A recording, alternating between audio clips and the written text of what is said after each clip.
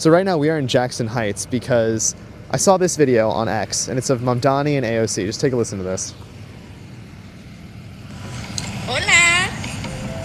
Mi español no es el mejor. No te preocupes, alcalde. Si su hijo o hija está cumpliendo 3 o 4 años en el 2026, usted puede registrarlos gratis en el programa Kinder 3 o Prekinder de la ciudad de Nueva York. Cualquier padre de la familia de la ciudad de Nueva York, sin importar su ocupación, ingreso o estatus migratorio, es elegible para registrar a sus hijos. So that was a video of AOC and Mamdani speaking in Spanish, encouraging illegal immigrants to go and claim free childcare. So we're going to speak to people in daycare, see if this is actually happening. Are illegal immigrants getting into daycare centers? And we're also going to speak to people on the main avenue and see similar things. So yeah, let's get started. Our first stop is the BWI preschool, where in 2021 they got $12.4 million taxpayer dollars while being licensed to only take care of 15 children. Assuming they're at full capacity every single weekday, that's $636 taxpayer dollars per child per day. Now, that'd be one thing if they were US citizens, but look what happened when I went to ask about that. Welcome back to the Nate Friedman Show. Hi, how you doing? I'm making a video for Instagram about some recent announcement from Mamdani and AOC. Is it okay if I ask you a few questions about it? Wait, hold on. You will have to ask. You're totally fine. Hi. Is someone coming? Hello. Oh, hi. How are you? How are you? Good. How are you? So what's your question? One more. My question is, do you check for documentation? We do our registration according to DOE requirement. And does DOE require green card or citizenship or anything like that? For school, they know. For school, they don't? No. So if somebody is applying, both you have documented and undocumented, is any priority given to the documented person? Or no? Not at all? No. Got it. Understood. And have you seen a lot more traffic in the last couple of years? 3-4 years? Has there been an increase in the amount of kids being enrolled? No? About the same? Okay. About the same enrollment. Okay, but then why, when I go on New York City's spending database, do I see that they got $12.4 million just for the last 5 years, but then I see that from 2017 to 2021, they only got $5.5 million. Enrollment stayed the same, but the budget doubled. For the folks that don't speak English, are there babysitters or teachers that speak Spanish here? Yes, Okay. we do not only Spanish. We have Chinese speaking, we have Bengali speking. We try to, when we lose that, we try to accommodate different needs. Yes. So if the child only speaks English, how does that work? Are they able to get special attention from a teacher who speaks English to them, or how does it work? Oh, I mean, they are all 3 and 4 years old. We give same attention to everybody. Right, same attention. But I'm saying, like, if they only speak English, can they understand what's being said if they're speaking Spanish and Bengali? Like, how does it work? Most of the time they get used to it because even though when they're playing together with their friends, Yes. one speaks Spanish, the other one Bengali. I don't know how they understand each other, but Okay. kids, wise, yeah. Because on this Interesting. age, one child need help. For example, they don't understand what the teacher asks after they draw a picture. Yeah. So we want to know what he's drawing. And then we ask, if the child cannot explain, we ask some other staff who speak the same language to explain. I see. Wow, so you have to have, how many different languages do you have on staff? Is it 4 here? Yeah, Filipino, Chinese, and Bengali. 4. Filipino, Chinese, Bengali, and Spanish, of course, right? So not only are taxpayers paying for illegal immigrants' childcare in New York City, but we're paying for them not to assimilate. There's 15 kids in this class with 4 interpreters, so every 4 kids have their own interpreter. The primary window for language acquisition is birth to age 5, so we're just funding their isolation. Is it free for childcare here? It's free, yeah? Yes, a free program for parents, correct. Wow. Yes. Is that a recent thing, or it's been that way for a while? 3K has been 4 years. 4 years it's been free. Yeah, pre-K has been many years. Can you explain something to me that I'm curious about? Is universal childcare and what the differences are? Because they know that they're talking about instituting universal childcare, but it seems like what you're telling me is that it's already free here. So where is it not free, and when is it? 2-year-olds. 2-year-olds are talking about. Okay. Let's say 15 years ago they started the pre-K. Yep. And then that time pre-K only 2.5 hours. Okay. Children can only come to school for 2.5 hours. But maybe 10 years ago, full day pre-K, right? Full day. And this is So ages full day 0 is to 8 2? This is... That's time only 4 years old. Okay. Only free for 4 years old. And then 4 years ago, they add 3K. 3-year-old children can come to school for free. For free. Full day. This actually all started with Eric Adams. Look at this. Mayor Adams rolls out Promise NYC to provide childcare assistance to low-income families with undocumented children for the first time ever. He did this because the city was being overwhelmed by illegal immigrants, some of which had many young kids, but they also started having kids once they got here because that allowed them to stay in the 5-star hotels longer. Lo que pasa es que ese albergue solamente dan para vivir 2 meses, a menos de que la persona pues tenga un bebé y muy pequeño y recién nacido que vaya a dar a luz y les dan 6 meses de estadía. Pero normalmente solo son 2 meses y tiene que salir ya. Do many people have birth during that 2-month period? Sí, esas personas son las que más tienen de pronto alguna, que pueda pasar o algún miedo eso. They came here on a bus or a plane. En bus. Aquí en Nueva York en bus. Had their child for free, where it easily could cost a U.S. citizen upwards of $40,000. Did you have to pay to have your child here in America? Usted tuvo que pagar para tener su hijo aquí en Estados Unidos. No. And then their child care is also for free. Do you speak English by any chance? No, sorry. You don't speak English? Is it free child care? ¿Y es un cuidado infantil gratuito? Sí, sí. When did you come to America? 2009. What other ways is the government helping you? Bueno, lo único nomás mis niños reciben el FUESTAN. Eso es lo único porque no pido otras ayudas. Universal childcare as a concept is not necessarily bad. It's awful when you see politicians like Chuck Schumer talk about fast-tracking 20 million illegals for amnesty, because then you see free childcare as just being used to buy votes. The president just announced that over 320,000 or 9% of all U.S. babies were born to illegal or temporary migrant mothers in 2023. The abuse happening to our country is unimaginable. On my way to the next daycare, I saw literal prostitutes just out and about. There's just prostitution here on Roosevelt Avenue. This is Queens, New York City, and just take a look at this. I see this woman just posted up here. She sees I have a camera and bolts upstairs. Look at her face. Then I see the exact same thing in another location, and this happens.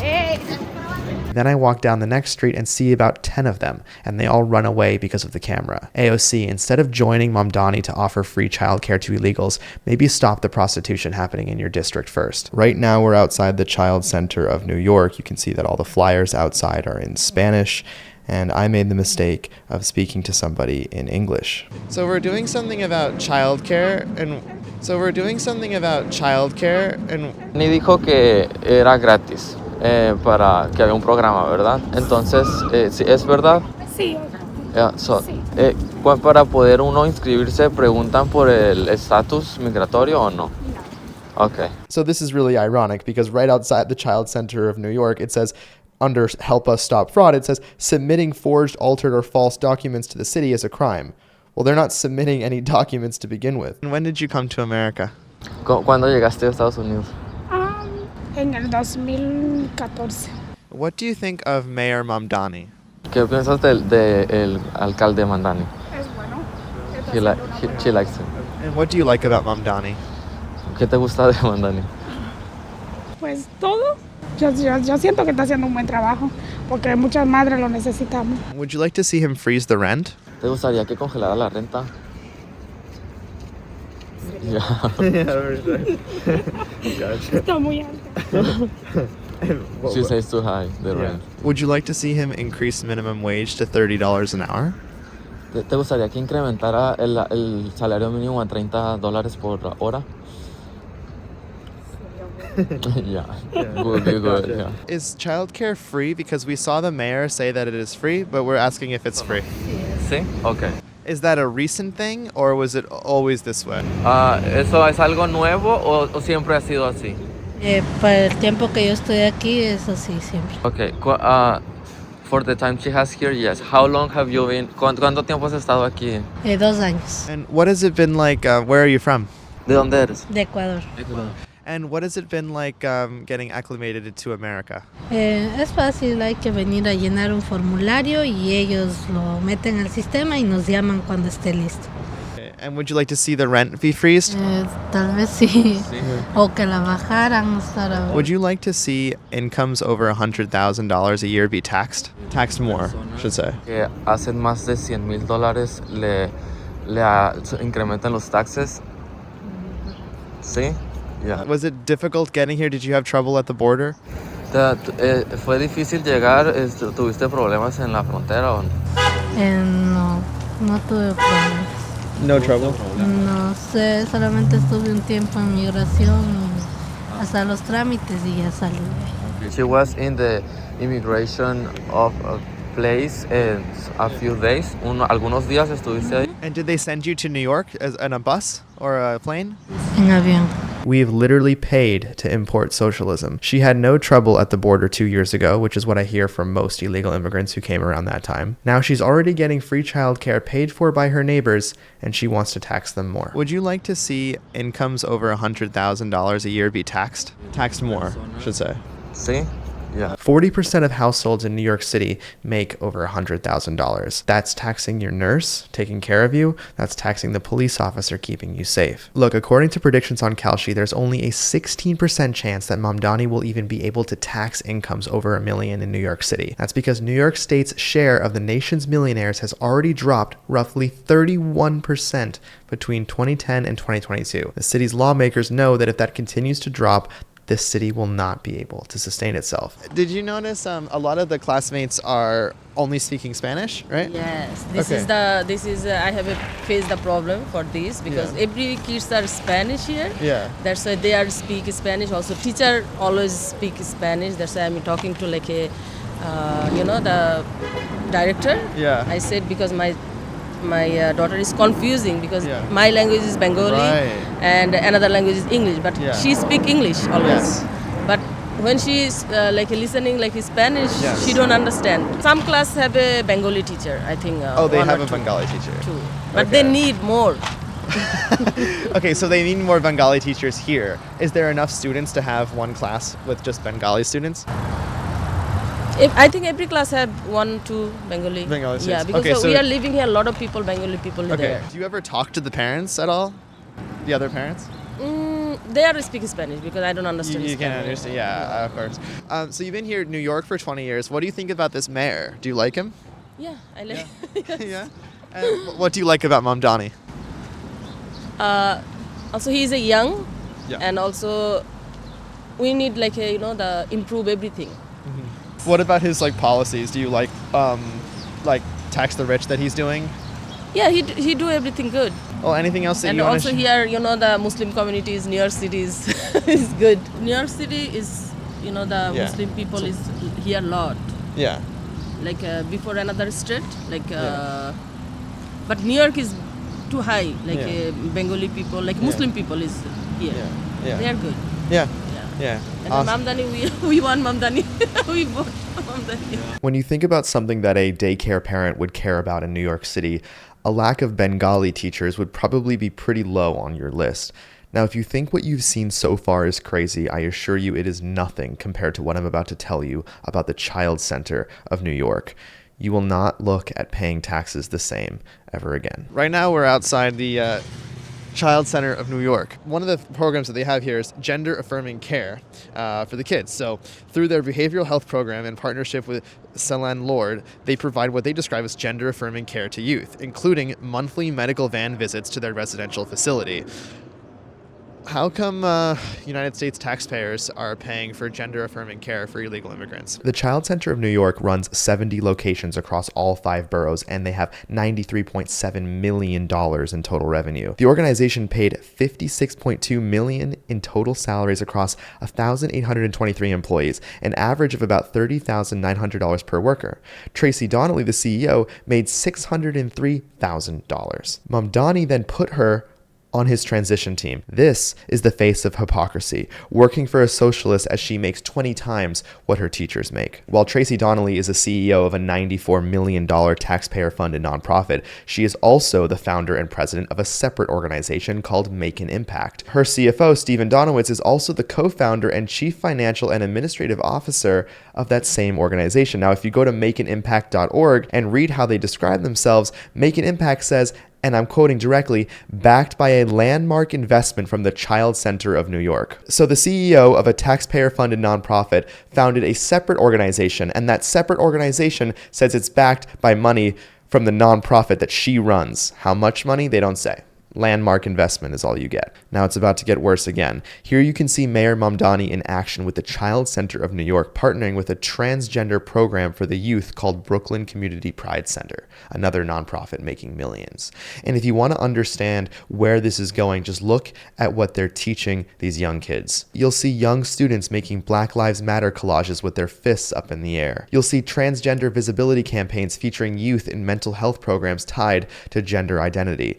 They're celebrating National Coming Out Day, and they even have a Remembering George Floyd Day. Again, you're paying for all this, and this messaging is all throughout Jackson Heights, Queens. Signs saying every child, every identity. Another type of flyer you see outside these daycares is messaging on how to deal with ICE. We are paying for daycares that put up messaging on how to avoid an agency we're paying for to keep us safe. On this flyer, it says if ICE arrests you at home, you do not have to open the door. You do not have to let them in. You do not have to sign anything. The IDP, or Immigration Defense Project, who is the NGO funding this specific anti-ICE messaging, their largest backer, none other than George Soros. Soros has his hands in the most anti-America NGOs in the world. Now remember what I said at the beginning of this segment about how we've been funding a system where minors can receive life-altering medical guidance without their parents even knowing inside these government-funded facilities.